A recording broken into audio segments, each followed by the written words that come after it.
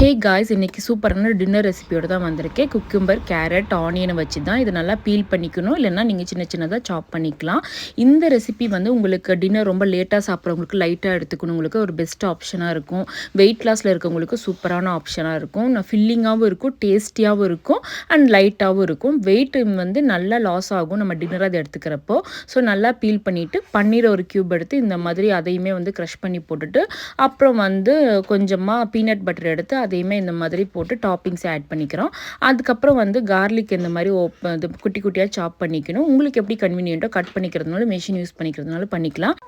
1 teaspoon oil add பண்ணி அதை வந்து நல்லா ஃப்ரை பண்ணிக்கணும். ஃப்ரை பண்ணதுக்கப்புறம் அந்த ஃப்ளேம்லாம் ஆஃப் பண்ணிவிட்டு அதிலே வந்து சில்லி ஃப்ளேக்ஸ் போட்டு நல்லா ஃப்ரை பண்ணிக்கணும். அது ரெண்டையுமே ஆட் பண்ணிவிட்டு pinch of salt, lemon add பண்ணி நீங்கள் சர்வ் பண்ணிங்கன்னா செம்ம டேஸ்டி அண்ட் ஃபில்லிங்காக இருக்கும். இது என்னோட best and favourite recipe for dinner. Thank